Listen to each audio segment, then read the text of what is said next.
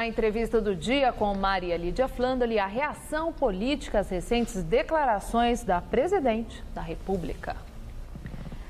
Para falar sobre um movimento liderado pela própria presidente e seguido no Congresso pelos partidos da base contra o que chamam de golpismo da oposição, eu entrevisto o cientista político Marco Aurélio Nogueira, professor titular e diretor do Instituto de Políticas Públicas e Relações Institucionais da Universidade Estadual de São Paulo, a Unesp. Muito obrigada, professor. Boa noite. Bom, professor, os tempos estão difíceis. A questão da economia, o desemprego assombrando, inflação em alta, a própria presidente, né, com a aprovação assim progressivamente em queda e na berlinda.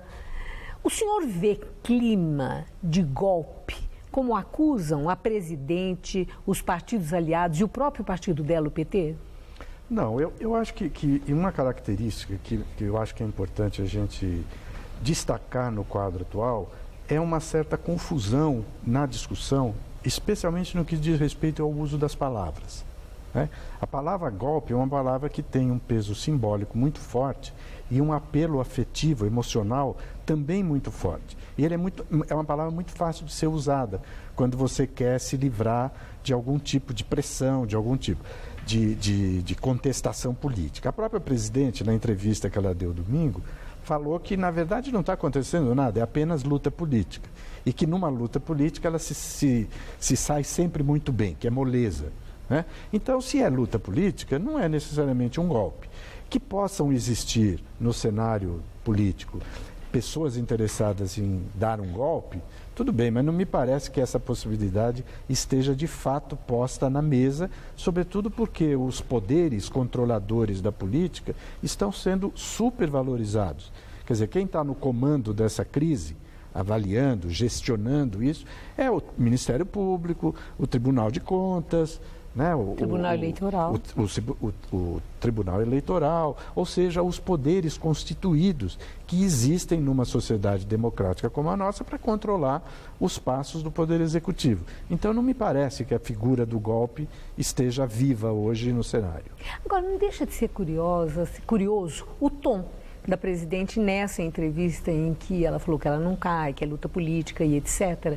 Porque defendendo as ações do governo dela, mesmo que muito genericamente, superficialmente, ela estava ali num mecanismo de defesa até simpática, mas muito firme. Entretanto, quando ela disse que ela não cai, ela fez ela usou uma expressão, ela concluiu, e venha tentar. O que foi isso, professor? Uma ameaça? Eu acho que é uma ameaça, mas é, acima de tudo, um escorregão, que não é o primeiro da presidente Dilma. Ela não é uma pessoa que se sai propriamente bem nas entrevistas ou naquelas intervenções em que ela tem que se basear em improviso, né? Acho que foi um escorregão, que acabou, de certa maneira, por se voltar contra ela. Porque ao fazer nessa entrevista essa defesa meio passional e, ao mesmo tempo, meio banalizada da situação atual, ela trouxe as labaredas da crise para mais próximo dela. Quando que a atitude correta, do ponto de vista de um analista, seria ela tentar afastar o fogo das portas do Palácio do Planalto.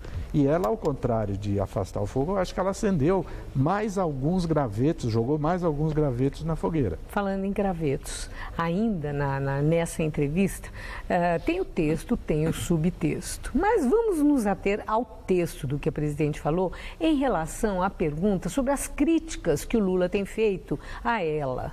Né, aquela história de que ela está no volume morto, ela disse que ela não está no volume morto, mas ela soltou lá deixa o Lula falar.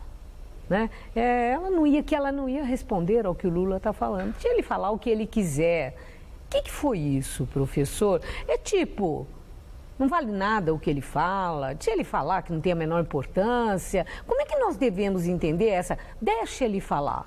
Eu acho que eu entendi essa expressão dela como uma preocupação de deixar claro para a opinião pública de que ela não pretende divergir ou se confrontar com o presidente Lula. O que é, do meu ponto de vista, uma atitude inteligente dela, porque o Lula, independente de qualquer coisa, é uma liderança popular, tem muito prestígio, pode estar declinando um pouco esse Mas não prestígio. pareceu, não dou a mínima para o que ele fala? Não me pareceu isso. Eu acho que pode ser alguma coisa, né, desse tipo. Mas o que eu acho que ela quis dizer, falou assim, ó, eu não vou comprar briga, pelo menos com o Lula.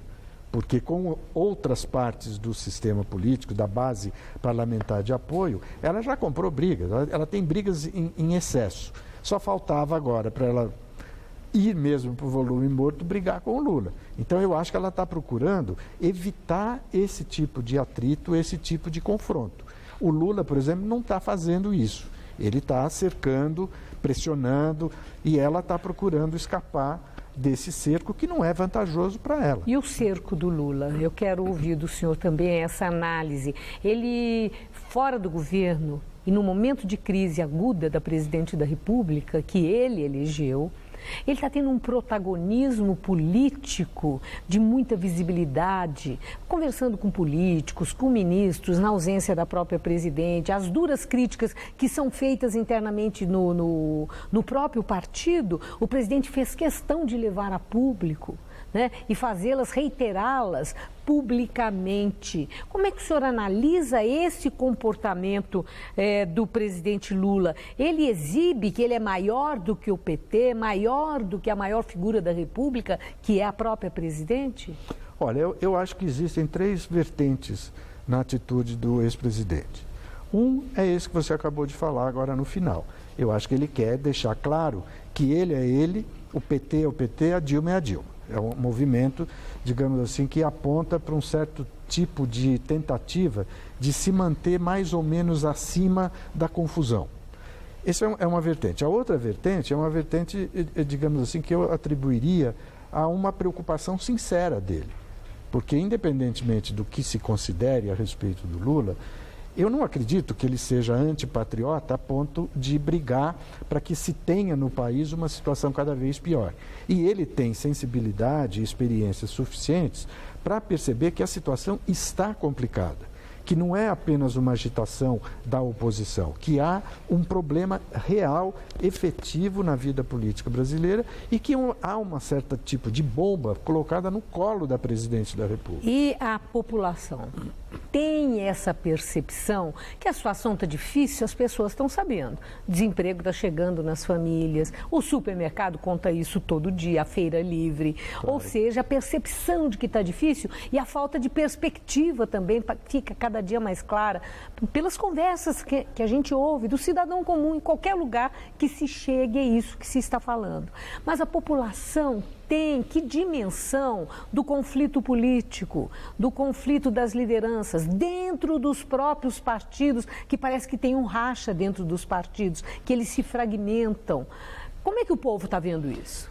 É muito difícil a gente responder essa questão de saber como o povo, porque o povo brasileiro é muito grande, muito diversificado, tem situações muito diferentes e é difícil a gente chegar a uma média. Mas eu pessoalmente, trabalho muito com o seguinte, a reação popular a qualquer tipo de fato, especialmente os políticos, que são os que nós estamos discutindo aqui, é sempre referenciada pela cultura do país. A cultura brasileira não é a cultura da violência, ainda que a violência exista no chão da sociedade de maneira disseminada. Mas a cultura brasileira é muito mais marcada pela basófia, pela ironia, pela festa, não é pela irritação e pela agressividade. Então eu acho que, e isso não quer dizer nada de muito positivo quando se tem um quadro de crise. Eu, pessoalmente, gostaria que a população reagisse de modo mais ativo, né? De modo mais protagônico no quadro político, porque dela poderia vir uma pressão que resolveria uma parte grande do problema. Mas a população brasileira não é treinada para isso, né? E ela traduz essa situação de crise pela chave da desesperança, pela chave da perda de perspectiva, pela ideia de que, bom, são os políticos, eu tenho uma visão negativa dos políticos, o que é muito ruim para a vida democrática do país. Muito obrigada, professor, por suas observações importantes para a nossa reflexão. Uma boa noite, obrigada. Boa noite.